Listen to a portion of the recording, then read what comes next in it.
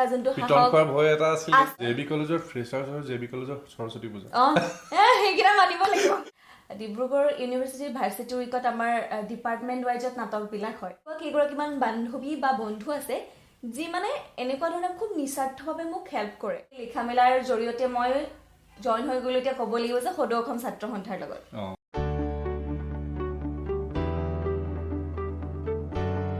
hello' everyone আজি ইনফেমাৰ মঞ্চত আমাৰ নৱপ্ৰজন্মৰ সাহিত্য সংস্কৃতিৰ লগত জড়িত এগৰাকী ইউথ আমি নিমন্ত্ৰণ কৰি আনিছোঁ এয়া হৈছে আমাৰ কৃষ্ণা শইকীয়া কৃষ্ণা এক মই নাম কাঢ়িয়ে মাতিছোঁ কাৰণ আমাৰ স্কুলৰে তাই মোৰ জুনিয়ৰ হয় আৰু তুমিতো নাটক সাহিত্য সংস্কৃতি বা এংকৰিং চবৰে লগতে জড়িত হৈ আছা তোমাৰ জাৰ্ণিটোৰ বিষয়ে অকণমান জানিব বিচাৰিছোঁ প্ৰথমতে মই প্ৰণৱ দাক ধন্যবাদ দিব লাগিব যিহেতু মই সাহিত্য সংস্কৃতি জগতখনৰ সৈতে জড়িত হৈ ভাল পাওঁ আৰু চেষ্টা কৰিছোঁ দুই এটা কাম কৰাৰ কাৰণে কিন্তু মোৰ এইখিনি সময় নহয় যে কাৰোবাৰ সৈতে মোৰ এণ্টায়াৰ জাৰ্ণিটোৰ বিষয়ে মই এনেকৈ কথা পাতিম তথাপিও প্ৰণৱ দাই মোক এই সুযোগটো দিয়াৰ কাৰণে প্ৰথমে ধন্যবাদ জাৰ্ণিটো বুলি ক'বলৈ গ'লে মই স্কুলৰ পৰা আৰম্ভ কৰিব লাগিব মই প্ৰণৱ দাক এখন স্কুলতে পঢ়িছিলোঁ আৰু খুব প্ৰাউডলি কওঁ যে মই বিদ্যাভৱনৰ এগৰাকী ছাত্ৰী আছিলোঁ আৰু সেই বিদ্যাভৱন ডিমলত মই জীৱনৰ 12টা বসন্ত অতিক্ৰম কৰিছিলোঁ 2000 চন হ'ব নেকি আমি জইন কৰোঁতে 2000 চনৰ পৰা মই মেট্ৰিক পাছ কৰালৈকে মোৰ এণ্টায়াৰ 12টা বছৰ আৰু সেই 12টা বছৰ মই বিদ্যাভৱনৰ পৰা এটা বস্তুৱে শিকিছিলোঁ যে কেনেকৈ শিক্ষাৰ লগতে আনুষংগিক দিশবিলাকৰ বিকাশ কৰিব পাৰি সেয়া আপুনিও অনুভৱ কৰিছে সেয়া খেলেই হওক বা ডান্সেই হওক বা লিখা মেলাৰ ক্ষেত্ৰখনেই হওক আমাৰো তিনিটা আছিলে ন তোমাৰ বাজনা আছিলে তবলা আছিলে গান আছিলে নৃত্য আছিলে তুমি কোনটো লৈছিলা মই নাচ লৈছিলো তো আমাৰ তেতিয়া কি কৰে যে পঢ়াৰ লগতে আনুষংগিক দিশবোৰৰ ক্ষেত্ৰত শনিবাৰে ডান্সৰ তাবলা বা তেনেকুৱা ধৰণৰ বিভিন্ন ধৰণৰ আনুষংগিক দিশৰ ক্লাছ দিছিলে আৰু সেই ক্লাছবোৰ লৈ আচলতে মই এই দিশকেইটাৰ প্ৰতি অকণমান আগ্ৰহী হৈছিলোঁ আৰু তেনেকেই স্কুল উইকবিলাক হয় কি হয় মই তেতিয়া বেচিকেলি লিখা মেলাৰ লগত জড়িত আছিলোঁ স্কুলত গল্প প্ৰতিযোগিতা হয় কবিতা প্ৰতিযোগিতা হয় আৰু এই ৰচনা প্ৰতিযোগিতা হয় এই প্ৰতিযোগিতাসমূহ আমাক কি কৰিছিলে কম্পালচৰি কৰি দিছিলে বাধ্যতামূলক সকলোৱে দিবই লাগিব প্ৰথম অৱস্থাত কি হৈছিলে অকণমান ভয় খাওঁ দিবলৈ মন নকৰি পলাবলৈ বিচাৰোঁ কিন্তু যিহেতু বাধ্যতামূলক আছিলে সেইকাৰণে সেই প্ৰতিযোগিতা বহুত অকস্মাতে অংশগ্ৰহণ কৰিছিলোঁ আৰু সেই অকস্মাতে অংশগ্ৰহণ কৰি দুই এটা পুৰস্কাৰো পাইছিলোঁ যিহেতু আৰু তেনেকেই মানে নিজৰ ভিতৰত থকা যোনটো সাহস আছিলে আছিলে খুব পিটিছিলে স্কুলত যদি জইন নকৰোঁ আৰু সেইখিনি এতিয়া কৰবাত ভাল হৈ গ'ল আৰু সেই বস্তুখিনি তেনেকেই কৰবাত ভিতৰৰ পৰা সাহসটো জাগিলে আৰু সেই সাহসটোৱে কৰবাত ন কৰবাত আজি মই ভাল পোৱা জগতখনৰ সৈতে জড়িত কৰি এইখিনিতে মই এইখিনি কথা কওঁ আমি যে বিদ্যাভৱনৰ পৰা আহিলো ন সেইখিনি আমাক বাকী কলেজ লাইফটোতো বহুত হেল্প কৰিছে তুমি মানে নিজকে মানে এক্সপ'জ কৰাৰ ক্ষেত্ৰত কিন্তু জেবি কলেজত আছিলা ন জেবি কলেজত তুমি ইলেকশ্যনো খেলিছিলা নেকি কিহত আছিলা মই মেগাজিন ছেক্ৰেটাৰী কেনেকুৱা লাগিলে সেইটো টাইমত প্ৰথমতে মই বিদ্যাভৱনৰ পৰা যেতিয়া ওলাইছিলোঁ মেট্ৰিক পাছ কৰি তেতিয়া মই শিৱসাগৰ জুনিয়ৰ কলেজত পঢ়িছিলোঁ আৰু সেই শিৱসাগৰ জুনিয়ৰ কলেজত 2টা বছৰ মানে এনেকুৱা হ'ল যে কলেজত মানে কেৱল পঢ়াৰ দিশটোৰ সৈতেহে জড়িত থকা হ'ল খুব বেছি পঢ়াক লৈ ষ্ট্ৰিক্ট আছিলে পঢ়িলোঁ শুনিলোঁ তাৰপিছত মোৰ এটা ড্ৰিম আছিলে যে মই হয় কটন কলেজ পঢ়িম নহ'লে মই জেবি কলেজত পঢ়িম আৰু লাকিলি চব বস্তু মিলাই মেলি মই জেবি কলেজত পঢ়াৰ সৌভাগ্য হ'ল হোৱাৰ পাছত তেতিয়া মই ষ্টুডেণ্ট ইউনিয়নৰ ইলেকশ্যন কি হয় সংগঠন কি হয় একো নাজানিছিলোঁ মাত্ৰ শুনো যে ইলেকশ্যন হয় কোনোবা এনেকৈ ছেক্ৰেটাৰী খেলে কিন্তু সেই সময়ছোৱাতে মই এটা অনুষ্ঠান আছিলে জেবি কলেজত কথকতা জেবিয়ান গল্পকাৰৰ গল্পালাপ বুলি আৰু সেই অনুষ্ঠানটোলৈ মই গল্প এটা পঠাইছিলোঁ সেই গল্পটো মানে কি এফবি পেজৰ নহয় সেই অনুষ্ঠানটো মানে এনেকুৱা হৈছিলে যিকেইজন প্ৰাক্তন জেবিয়ান আছিলে তেওঁলোক আৰু সাহিত্য জগতৰ সৈতে জড়িত থকা দুই এজন ব্যক্তিক মাতিছিলে তাতে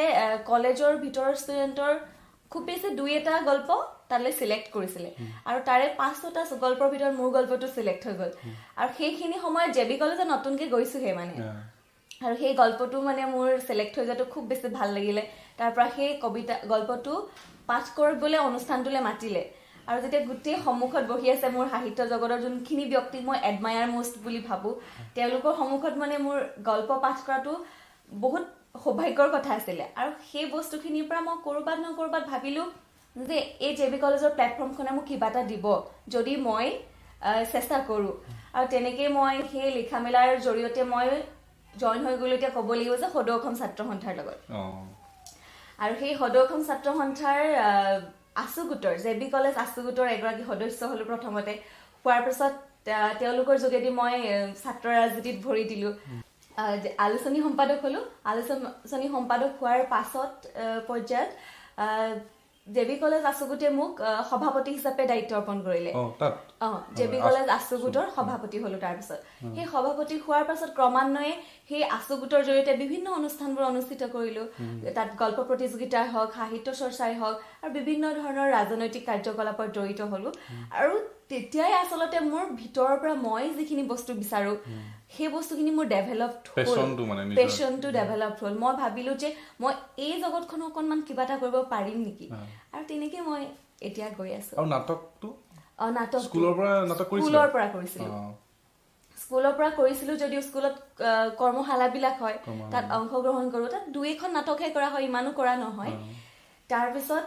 গৈ মই জেবি কলেজৰ পৰা আকৌ আৰম্ভণি হ'ল জেবি কলেজত প্ৰথম মই কৰিছিলো অসমীয়া বিভাগৰ আমাৰ এগৰাকী প্ৰবক্তা শ্ৰদ্ধাৰ সামিম নাছৰিন বাইদেউ তেওঁ এখন নাটক লিখিছিলে সেলফি বুলি সেলফি সেই নাটকখনক মানৱেন্দ্ৰ শৰ্মা বুলি এগৰাকী আমাৰ নাট্যকাৰ আছে সেই ছাৰে আমাক পৰিচালনা কৰিছিলে আৰু সেই তেওঁৰ পৰিচালনাতে মই প্ৰথমবাৰ জেবি কলেজত উঠিছো আৰু মই বেষ্ট এক্ট্ৰেছ শিতানৰ কনচলেশ্যন প্ৰাইজ এটা পাইছিলো আৰু তেনেকেই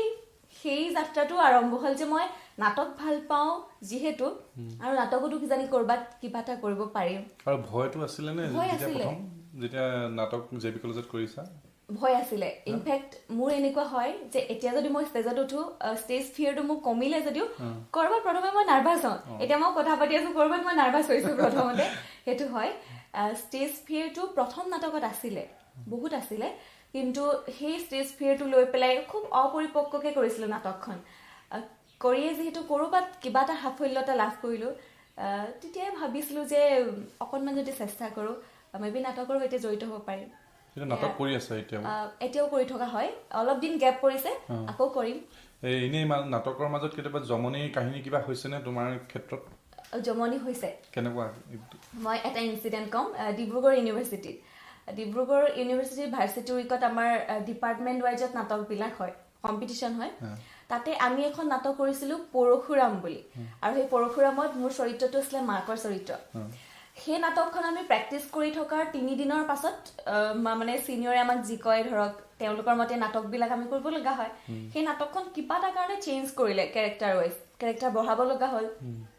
তাৰপিছত আমি প্ৰেক্টিচ কৰিলো 7 দিন নাটকখনেই মানে এটা ভিতৰ এন্টায়াৰ মানে কিবা এটা চেঞ্জ কৰিছে মানে কি হ'ল তাত আমাৰ দিয়া থাকে যে কেৰেক্টাৰ ধৰক 8টাৰ পৰা 10টা হ'ব লাগে বা কমিলে নহ'ব বেছিক হ'লে নহ'ব কিছুমান নিয়ম থাকে তো সেইখিনি ফলো কৰিবলৈ যাওঁতে মানে নাটকখন কেনচেল কৰি পেলাই বেলেগ এখন নাটক প্ৰেক্টিচ কৰিলো আৰু সেই নাটকখন মানে এণ্ড মুমেণ্টলৈকে আমাৰ ৰিহাৰ্চেলত নহ'লগে মানে হৈ নুঠিলে যিখন প্ৰেক্টিচ কৰিছা লাষ্টত কিবা ৰাজ কাৰেং নে কিবা আছিলে নাটকখন নতুন এগৰাকী ৰাইটাৰে লিখা তাৰপিছতে কি হ'ল সেই অৱস্থাতে আকৌ আমাৰ টিমৰ এগৰাকী ছোৱালীৰ গা বেয়া হৈ গ'ল তাৰপিছত গা বেয়া হৈ যোৱাৰ লগে লগে কি হ'ল এতিয়া আমাৰতো একো উপায় নাই এতিয়া টিম ইভেণ্ট হয় গ্ৰুপ ইভেণ্টটো এৰি দিয়াৰ লগে লগে কি হয় আমাৰ যোনটো ডিপাৰ্টমেণ্টেল মাৰ্কছটো কমি আহিব মানে তাৰপিছত আমি কি কৰিলো আগতে 4 দিন নে 3 দিন প্ৰেক্টিচ কৰিছিলো আগৰ নাটকখন যে ক'লো যিহেতু আমাৰ 6টা নে কেইটা কেৰেক্টাৰ আছে আমি কিবা এটা কৰি পেলাই মেনেজ কৰি লওঁ সেই 6টাই আমি কৰি দিম তাৰপিছত আধা ঘণ্টা নাটকখন প্ৰেক্টিচ কৰিছো সেই 3 দিনৰ পাছত প্ৰেক্টিচ কৰি পেলাই ষ্টেজত উঠিছো আমি যে নাটকৰ ডাইলগখিনি ক'ব লাগিব খুব সৰল আছিলে মানে আপুনি যদি মনৰ পৰা অনুধাৱন কৰে ধৰক পাৰিব মানে কৰিবলৈ আৰু সব তেনেকৈ মানে খুব অভাৰ কনফিডেন্ট হৈ পেলাই ষ্টেজত উঠিলো উঠাৰ পাছত কি হ'ল চবেই ডাইলগ পাহৰিলে এতিয়া মই কি কৰিব উপায় নাই তাৰপিছত বাপুকন বুলি এটা চৰিত্ৰ আছিলে মোৰ ল'ৰা হয় মানে বাপুকনে এণ্টায়াৰ ডাইলগ পাহৰিছে মানে একদম চব পাহৰিছে তাৰপিছত সি মানে লাষ্টত এটা ডাইলগ ক'ব লাগে যে বাপুকন নহয় বাপুকনৰ দেউতাক যোন হয় মোৰ হাজবেণ্ড যোন হয় তেওঁ ক'ব লাগে পইচা 20 টকা দেচোন মই মদ খাবলৈ যাওঁ সেইটো ক'ব লাগে সি ডায়লগটো পাহৰিলে নহয় মই তাক মনত পেলাব লাগে যে সেই ডায়লগটো ইয়াত আছিলে তাৰপিছত মই লগাই দিছো ডায়লগ আছে সদায় 20 টকা মোৰ পৰা খুজি পেলাই তই মদ খাবলৈ যাওঁ তো তেনেকে তাৰ ডায়লগখিনি আকৌ আগবাঢ়িলে সেই তেনেকে আৰু সেই নাটকখন মানে আমি ইমান বেছি মানে ভাবা নাছিলো যে আমি কৰিব পাৰিলো চেটিছফাই হলো মানে কিন্তু লাষ্টত মানে ময়ো বহুত বেছি মানে আচৰিত হৈ গৈছিলো যে আশ্চৰ্যজনকভাৱে তাৰ বেষ্ট এক্ট্ৰেছৰ শিতানৰ এটা পুৰস্কাৰ মই পালো নাটকখনৰ ভিতৰৰ পৰা আৰু তেনেকেই নাটকৰ দিশটোৰ লগত আৰু অকণমান আগবাঢ়িলো তাৰপিছত নাটকৰ ফালৰ পৰা আহি পেলাই যদি আমি কবিতালৈ যাওঁ কবিতাটো কেতিয়াৰ পৰা স্কুলৰ পৰাই আহিছে যে কবিতা স্কুলৰ পৰা আহিছে দেন জেবি কলেজত লিখা আৰম্ভ কৰিলে কেনেকুৱা ধৰণৰ কবিতা লিখিছে প্ৰথমতে কবিতা বুলি ক'বলৈ গ'লে এবাৰ আপোনাৰ মনত আছে চাগে ধেমাজিত বিস্ফোৰণ কাণ্ড এটা হৈছিলে ঢুকাইছিলে যে তেতিয়া মই ক্লাছ 5 নে 6 মানত আছিলো মেবি আৰু সেই বস্তুখিনিয়ে মানে মোৰ মনত ইমান বেছি ক্ৰিয়া কৰিছিলে আৰু সেইখিনিক লৈ পেলাই মোৰ মনৰ অনুভৱ হিচাপে মানে দুই এটা কথা কবিতাৰ আকাৰে মই লিখিছিলো প্ৰথম লিখাৰ পাছত মানে তেতিয়া মই ঘৰৰ ওচৰৰ মানুহ এজন আহিছিলে তেখেতে অকণমান এই লিখা মেলাৰ লগত জড়িত তো তেতিয়া মানে মোৰ কবিতাটো দেখাৰ পিছত তেওঁ মানে খুব বেছি এনকাৰেজ কৰি গ'ল মোক যে তই পাৰিবি নেকি ইমান সৰুতে ইমান হেৰি লিখিছ সেই বস্তুখিনি মোক ক'ৰবাত ক্ৰিয়া কৰাৰ পাছত মই স্কুলৰ কম্পিটিশ্যনবিলাকত জইন কৰিলোঁ কৰি পেলাই খুব মই নভেল পঢ়িছিলোঁ তেতিয়া নভেল পঢ়িছিলোঁ মই ক্লাছ 8, 9, 10 মই কি কৰোঁ মোৰ ক্লাছৰ যোনখন কিতাপ থাকে সেই কিতাপৰ কভাৰখন চেঞ্জ কৰি নভেলত লগাই লওঁ লগাই লৈ পেলাই মই নভেল পঢ়িছো মানে ঘৰত পিটন খোৱাৰ ভয়ত তো তেনেকে মই সেই বস্তুখিনিৰ প্ৰতি যোনখিনি আমাৰ লিটাৰেচাৰ সেই বস্তুখিনিৰ প্ৰতি অকণমান আগ্ৰহী হলো এইখিনিতে মাজতে এটা হলো দেই কবিবিলাকে কেনেকে মানে সেই ৱৰ্ডবিলাক ক'ৰ পৰা পায় মানে কিমান মানে একদম ধুনীয়া ৱৰ্ড মানে মই কেতিয়াবা আচৰিতো খাওঁ তুমি কেনেকে ক'ৰ পৰা মানে অভিধান বিচাৰি থাকা নে গোটেই কিতাপ পঢ়ি এনেকুৱা এটা হৈ যায় আচলতে চবৰে লিখাৰ শৈলী বা শব্দৰ প্ৰক্ষেপণৰ শৈলীটো বেলেগ হয় কিন্তু মই যেতিয়া কবিতা এটা লিখো তেতিয়া মানে মোৰ কি হয় মই ক'ৰবাত খুব বেছি কবিতা কিতাপ পঢ়িছিলো বা নভেল পঢ়িছিলো যে সেই শব্দখিনি আৰু মই স্কুললৈ বাৰে বাৰে মই গৈ থাকিব লাগিব স্কুলত যিহেতু অসমীয়াত পঢ়ালে বা বিদ্যালয়ৰ শিক্ষাগুৰুসকলে যিহেতু প্ৰতিটো কথা অসমীয়াত বিভিন্ন মানে সবল শব্দৰে প্ৰক্ষেপণ কৰে প্ৰত্যেকটো কথা সেই বস্তুখিনি খুব মনত মোক ক্ৰিয়া কৰিছিলে বা মনত ৰৈ গৈছিলে যেতিয়া মই কিবা এটা লিখিবলৈ লওঁ অনুভৱ তেতিয়া সেই শব্দখিনি কথা এটা ভাবি লোৱাৰ পিছত মানে ক'ৰবাত আহে অট'মেটিকলি তেতিয়া অভিধান বিচাৰিব লগা নহয় আৰু কবিতা এটা শুনাবা নেকি যিহেতু মই লিখি থাকোঁ জাতীয় জীৱন হওক চহা জীৱন প্ৰেমৰ চবেই লিখি থকা যায় লাষ্ট মই এটা কবিতা মই অকণমান অনুষ্ঠান এটালৈ পঠাইছিলোঁ ফাগুনৰ ওপৰত কেতিয়া লিখা এইটো কবিতা আজি 1 মাহ 2 মাহ মান হৈছে কবিতাৰ শিৰোনাম দিছিলোঁ বেঘনী হে শাহুৰ নদীৰ বুকুত বেলিৰ ভাৰ্জিনিটি গলে চুহে উপচে উপত্যকা মেৰুত চাদৰখন মেৰাই ফাগুন আহে সুতৰ ব্যস্ততা বাঢ়ে অশান্ত কামনা ঠাম কটা বতাহত গাভৰু হয় বেলি এনেকৈ বেলি মাক হয় বেলি মাৰ যায় বতাহৰ উল্লাসত খহে বুঢ়ীয়াইৰ চালি চিকুণ চোতালতো ভৰে সৰা পাতৰ দম কামিহাৰত নাই ভৰ বুঢ়ীয়াইৰ থৰ্ক হাড়গনা বুকুত চলে হাহাকাৰৰ দৰ সুখৰ ডিস্পেঞ্চেৰীটো ফাগুনে জোখে উশাহৰ ভৰ বতাহৰ উৰুলিত কপে সেউতা কেশৰ সুখৰ দৰদামত অগাদেৱা বিৰহী কবিৰ কলম সজাই সুৰেৰে আতিলৈ বুলেৰে পলকতে সাজি তোলে বেঘনী হে শাহুৰ আশাপুৰীটো বুজোৱা আমাৰ নিয়ম এটা আছে ন ধুনীয়া আছে দেই আৰু লিখি থাকিবা ধুনীয়াকৈ তাকে ফাগুনক লৈ পেলাই অকণমান চবেই ৰোমান্টিককৈ লিখে মই অকণমান বস্তুবিলাক চহা জীৱনৰ পৰা চাবলৈ গ'লোঁ যে ফাগুন সোমোৱাৰ লগে লগে বতাহে মানুহৰ মনত অকণমান ৰোমান্টিক ভাৱধাৰাটোৰ সৃষ্টি কৰে আকৌ ঠিক বতাহজাকে বুঢ়ীয়াই এগৰাকী যাৰ কোনো নাই তেওঁকনো কেনেদৰে অপকাৰ কৰিব পাৰে সেই বস্তুখিনি অনুধাৱন কৰি অকণমান লিখিছোঁ তোমাৰ কণ্ঠস্বৰটো ভাল যোনটো কবিতাবিলাক শ্ৰব্য আকাৰে কিয় মানে প্ৰকাশ কৰি নিদিয়া কেতিয়াবা মানে ফেচবুকত হ'লেও কেতিয়াবা মানে সেই ফিলিংটো মানে যিজনে লিখে মই ভাবোঁ মানে সেই কবিজনৰ বেছি ফিল এটা থাকে ন গতিকে আমিও কেতিয়াবা গাড়ীত গৈ থাকি শুনি কিছুমান কবিতা খুব ভাল পাওঁ বেকগ্ৰাউণ্ডত অকণ মিউজিক অকণ বাজি থাকিব লাগে কবিতাটো যদি শুনি থাকো ভাল লাগে উলিওৱা নাই মানে আচলতে মই ভাবো আৰু অকণ পৰিপক্ক হৈ লওঁ কবিতা কেইটা তাৰপিছত যদি ভগৱানে মিলাই কেতিয়াবা উলিয়াম কৰিবা সেইটো দেন তুমি এতিয়া বিহু আহি আছে নহয় এংকৰিঙৰ কাম কৰি আছা নহয় এংকৰিঙৰ কৰি থকা হয় মাজে মাজে কৰি থকা হয় এই ইউনিভাৰ্চিটিত কৰিছা চাগে এংকৰিং ইউনিভাৰ্চিটিত কৰিছো মোৰ এংকৰিং বুলি ক'লে মোৰ জেবি কলেজৰ পৰা আৰম্ভ হৈছে যাত্ৰাটো স্কুলত কৰা নাছিল স্কুলত আমাৰ এংকৰিং বুলি ক'লে ইমান বেছি বাইদেউহঁতে অকমান কৰি দিয়ে ধৰি দিয়ে ষ্টুডেণ্টৰ ইমান বেছি ভূমিকা নাছিলে তেতিয়া প্ৰথম মই জেবি কলেজলৈ গৈ ফ্ৰেচাৰ্ছ হয় আৰু জেবি কলেজৰ ফ্ৰেচাৰ্ছ বুলি ক'লে জেবিয়ান সকলোৱে গম পায় যে কিমান বেছি উল্লাসময় এটা পৰিৱেশৰ সৃষ্টি হয় জেবি কলেজৰ ফ্ৰেচাৰ্ছ আৰু জেবি কলেজৰ সৰস্বতী পূজা সেইকেইটা মানিব লাগিব আমি জেইচিৰ পৰা জেবি কলেজলৈ সৰস্বতী পূজাত যাওঁৱে মানে আৰু জেবি কলেজখন মানে মুকলি মঞ্চৰ নিচিনা হৈ যায় চব কলেজ ইউনিভাৰ্চিটি চব আহি জেবিত সোমাইহি সৰস্বতী পূজাত আৰু তেনেকেই এবাৰ ফ্ৰেচাৰ্ছৰ কাৰণে আমাৰ অডিশ্যন হয় তাৰপিছত মই অডিশ্যন দিয়াৰ কথা নাছিলে এংকৰিঙৰ আৰু এইটো টু বি ভেৰি ফেক্ট যে যদি ইলেকশ্যন পাইহি তেতিয়াহ'লে অকণমান ফেচটো পাব্লিক হোৱাটো জৰুৰী হয় আৰু তেনেকেই মানে আনফৰ্চুনেটলি বুলি ক'ব লাগিব মই ছাডেনলি অডিশ্যন দিছিলোঁ তাত মোৰ শ্ৰদ্ধাৰ জ্যোতিৰেখা বাইদেউ আৰু আনমনা বৰা বাইদেউ আছিলে জাজ হিচাপে আৰু মোক খুব দুয়োগৰাকী ব্যক্তি মই ইমান বেছি ভাল পাওঁ আৰু ইমান বেছি শ্ৰদ্ধা কৰোঁ যে বহুত বেছি ভয় লাগে তেওঁলোকক মোৰ দেখিলে আৰু তেওঁলোকৰ সন্মুখত যে মই অডিশ্যন দিম তাকো এংকাৰিঙৰ মই ভাবিবই নোৱাৰিছিলোঁ তাৰপিছত আৰু ধন্যবাদ দিব লাগিব আছু গোটৰ সদস্যসকল তাহাঁতি মোৰ পাছত মানে খেদি গৈছিলে যে তই যাবিনে নাযাওঁ অডিশ্যন দিবলৈ আৰু তেনেকৈ গৈ পেলাই মই অডিশ্যন দিলোঁ চিলেক্ট হ'লোঁ আৰু তেনেকেই আৰম্ভ হ'ল এংকাৰিঙৰ যাত্ৰা তাৰপৰা বিশ্ববিদ্যালয়ৰ প্ৰায় প্ৰতিখন মঞ্চতেই কৰা হ'ল তাৰপিছত বিশ্ববিদ্যালয়ৰ পৰা মই এটা ৰিয়েলিটি শ্ব' কৰিলোঁ বিহু নহয় ৰেঙনি চেনেলত ডান্স এছাম ডান্স বুলি অনুষ্ঠান এটা হৈছিলে তাত মানে আপোনাৰ ঠিক ফ'ক বুলি ক'ব নোৱাৰি তাত ক্লাছিকেল চব মিক্স আছিলে এটা ৰিয়েলিটি শ্ব' হয় বেচিকেলি আৰু তাতে মই এংকাৰিঙৰ সুযোগ পালোঁ অডিশ্যন ল'লে মাতিলে মোক অডিশ্যনলৈ অডিশ্যনটো দিলোঁ দি পেলাই সেই অনুষ্ঠানটো কৰিলোঁ যদিও মই প্ৰায় 6-7টা এপিছ'ডে কৰিব পাৰিলোঁ তাৰপিছত মোৰ অকণমান স্বাস্থ্যটো বেয়া হ'ল তাৰ পৰা সেই সময়ত বিশ্ববিদ্যালয় ইলেকশ্যন পাইছিলেহি বিশ্ববিদ্যালয় ইলেকশ্যনটো মই প্ৰতিদ্বন্দ্বিতা আগবঢ়াইছিলোঁ তো সেই গোটেই কামখিনি একেলগে হৈ গ'ল শ্বুটিং থাকে কেম্পেইনিং থাকে দৌৰা দৌৰি মানে মোৰ গা বেয়া হৈ মই আইচিউত সোমাই গ'লোঁ এসপ্তাহ তো তাৰ কাৰণে মই শ্ব'টো এৰি দিব লগা হ'ল আৰু সেই আৰু তাৰপিছত বিহু মঞ্চ ফেশ্বন শ্ব' এনেকৈ কৰি থাকোঁ টেলিভিশ্যন পৰ্দাত তোমাৰ সেইটো প্ৰথম কেনেকুৱা এনে অভিজ্ঞতা হিচাপত গাটো বেয়া বাদ দি কিনে ভাল লগাবিলাক ভাল বেয়া দুইটা অভিজ্ঞতা মোৰ আছে অনুষ্ঠানটোক লৈ পেলাই আৰু ভাল অভিজ্ঞতা বুলি ক'বলৈ গ'লে মই বহুত বেছি শিকিছোঁ মানে কেমেৰা কাম এংগল মিলোৱা এই বস্তুখিনি মই ইমান বেছি আইডিয়া নাছিলে যিহেতু লাইভ শ্ব'জ কৰি থাকোঁ মঞ্চ এখনত উঠোঁ কথা কওঁ সেইখিনিৰ মাজত আৰু কেমেৰা কামৰ মাজত বহুত ডিফাৰেণ্ট আছে তো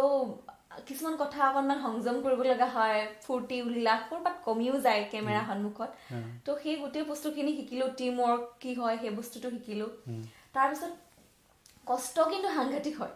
মানে আপোনাৰ মই দিনৰ 1 বজাৰ পৰা শ্বুট কৰোঁ ৰাতিপুৱা 6 বজালৈকে বেক টু বেক হয় খুব বেছি আধা ঘণ্টা অকণমান ৰেষ্ট পাওঁ তো সেই বস্তুখিনিত ভাবিলোঁ যে মানে তেতিয়া মই অনুভৱ কৰিছিলোঁ যে এগৰাকী শিল্পী বা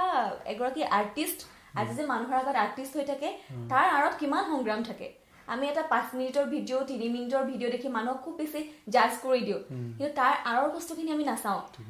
মানে প্ৰত্যেকটো বস্তুতে কষ্ট হয় সেই বস্তুটো মই এটলিষ্ট শিকিলোঁ বাকী যি হওক তোমাৰ এনেই ফেমিলি কথাটো সোধাই নাই ন ঘৰত এতিয়া কোন কোন আছে ঘৰত মোৰ মা বাইদেউ এগৰাকী আৰু মই মাহঁতৰ কেনেকুৱা তোমাৰ ক্ষেত্ৰত ছাপোৰ্টটো কেনেকুৱা থাকে মাৰ এইখিনিতে ক'ব লাগিব মোৰ দেউতা ঢুকুৱা আজি 20-22 বছৰেই হ'ল মই সৰু থাকোঁতে মোৰ দেউতা ঢুকাইছিলে আৰু সেই সময়খিনিৰ পৰা মায়ে আচলতে এগৰাকী 2-3 বছৰীয়া কণমানি সন্তানক ডাঙৰ কৰি আজি পৰ্যন্ত আজি আপোনাৰ সন্মুখত এনেকৈ মানুহৰ সন্মুখত কথা ক'ব পৰা কৰিলে সেইখিনিতে আচলতে ওলাই থাকে যে মায়ে কিমান সংগ্ৰাম কৰিলে কিমান কষ্ট কৰিলে আৰু সাপোৰ্ট মানে সাংঘাতিক ধৰণৰ সাপোৰ্ট কৰিলে কথাবিলাক ক'লে অকমান গায় আৰু নুমচুম হৈ যায় না যায় ডেফিনেটলি আৰু মই আগতে মোৰ খুব দুখ লাগিছিলে কওঁতে আজিকালি মোৰ খুব ভাল লাগে ক'বলৈ পাই যে কৰবালৈ নিবলৈ হ'লে বা অনুষ্ঠান এটা থাকে নিবলৈ হ'লে দৌৰা দৌৰি হয় বাউল এৰি যাব লগা হয় ঘৰত অকলে আমাৰ স্কুল থাকে তো সেই বস্তুখিনিৰ পৰা মাজেৰে অতিক্ৰম কৰি বাধা বিঘিনি মায়ে ইমানখিনি সক্ষম কৰাতে মায়ে আচলতে সফলতা বাৰু কেতিয়াবা লগত যায়নে বা যায় বেসিক্যালি ক'বলৈ গ'লে তাই এতিয়া এগৰাকী গৱেষিকা ছাত্ৰী তেজপুৰ বিশ্ববিদ্যালয়ৰ পিএইচডি কৰিছে আৰু তাই এতিয়া পৰ্যন্ত তাই নিজৰ কেতিয়াবা কাম থাকে কাম এৰিও তাই মানে এনেকুৱা হয় যে মোৰ ক'ৰবাত অনুষ্ঠান এটা আছে মই অনুষ্ঠান কৰিবলৈ গৈছো তাই মোৰ এছাইনমেণ্ট বা প্ৰজেক্ট এটা আছে তাই হেয়া কৰি দিছে মোক হেল্প কৰি দিছে ফ্ৰেণ্ডশ্বিপৰ ক্ষেত্ৰত তোমাৰ ডেফিনেশ্যনটো তুমি কাৰণ সৰুৰ পৰা আহি থাকিলে আমাৰ ফ্ৰেণ্ডশ্বিপৰ ডেফিনেশ্যনটো চেঞ্জ হৈ গৈ থাকে মানে তুমি সেইটো বস্তু কেনেকৈ পাইছা মানে ডেফিনেটলি আৰু বন্ধুৰ ভূমিকা বুলি ক'লে প্ৰণৱদা মোৰ বহুত বেছি মই সৌভাগ্যৱান যে মোৰ এনেকুৱা কেইগৰাকীমান বান্ধৱী বা বন্ধু আছে যি মানে এনেকুৱা ধৰণে খুব নিস্বাৰ্থভাৱে মোক হেল্প কৰে মোৰ এই জাৰ্ণিটোতো মোক খুব হেল্প কৰি থৈছে তাত মই এগৰাকী নাম ক'লে এগৰাকী থাকি যাব মই নামকেইটা নকওঁ জেবি কলেজ পৰ্যায়ৰ পৰা মোৰ ডিব্ৰুগড় বিশ্ববিদ্যালয়লৈকে মই পোৱা বন্ধুবৰ্গৰ আচলতে ধৰক ভিতৰত তাহাঁতৰ ভিতৰত যদি মই বন্ধুত্বৰ সংজ্ঞা দিবলৈ যাওঁ তাহাঁতক অনুভৱ কৰি তেতিয়া ক'ব পাৰিম যে এগৰাকী পৰিয়ালৰ সদস্য বন্ধুত্ব য'ত কোনো স্বাৰ্থ নাথাকে যেনেকৈ মোৰ মা আৰু বাৰ মোক আগবঢ়াই নিয়াত কোনো স্বাৰ্থ নাথাকে তো মই যিকেইগৰাকী ফ্ৰেণ্ড বা মোৰ বেষ্ট ফ্ৰেণ্ড পাইছোঁ তাহাঁতি নিস্বাৰ্থহীনভাৱে মানে নিস্বাৰ্থভাৱে কাম কৰিছে স্বাৰ্থহীনভাৱে কাম কৰিছে মোৰ কাৰণে তো মই সৌভাগ্যৱান আৰু বন্ধু বুলি ক'লে বেষ্ট ফ্ৰেণ্ড বুলি ক'লে পৰিয়ালৰ এগৰাকী সদস্য বঢ়িয়া তুমিতো বৰ্তমান শিক্ষকতাও কৰি আছা ক'ত কৰি আছা মই ডিব্ৰুগড় সুৰুজমল কানৈ মহাবিদ্যালয়ৰ ভূগোল বিভাগত কৰি আছো কিমান বছৰ হ'ল মোৰ 6 মাহ হৈছে ঠিক আছে মানে প্ৰফেশনৰ লগতে মানে এই নিজৰ সাহিত্যিক হেতু মানে ধুনীয়াকৈ ৰাখিছা ন গৈ আছে আচলতে কি হয় মই যদি এই কামবিলাক কৰিবলৈ নাপাওঁ সাহিত্য সংস্কৃতিৰ লগত জড়িত কামবোৰ কৰিবলৈ নাপাওঁ মোৰ জ্বৰ উঠি যায় মানে মই পঢ়া শুনাও মই ভালকৈ কৰিব নোৱাৰিম ক'ৰবাত সেইকাৰণে সেই কামবোৰ কৰি থকাটো মোৰ খুব জৰুৰী এইটো আমাৰ স্কুলে দি দিলে চবতে বিদ্যালয় আহি যায় বঢ়িয়া আজি ভাল লাগিলে দেই তোমাক লগ পাই স্কুলৰ জুনিয়ৰ হিচাপেও এজনী মানে একদম কালচাৰেল ছোৱালী হিচাপেও মানে মোৰ নিজকে কেতিয়াবা গৌৰৱ অনুভৱ হয় তেতিয়া স্কুলৰ মানে আমাৰ ল'ৰা ছোৱালীবিলাক মই দেখোঁ এইজনী আমাৰ স্কুলৰ আছিলে দেই বা কলেজৰ হ'লো ভাল লাগে আৰু বিদ্যাভৱনৰ জেবি কলেজ চেণ্টি বা এতিয়া ডিব্ৰুগড় বিশ্ববিদ্যালয় খুব ডাঙৰ চেণ্টি মানে সেই বস্তুবিলাক ভাল লাগিল তোমাক আজি লগ পাই তুমি যাতে এই সাহিত্য সংস্কৃতিৰ পথাৰখনত নিজৰ কামবিলাক যাতে কৰি যোৱা আৰু নিজৰ মনটো মানে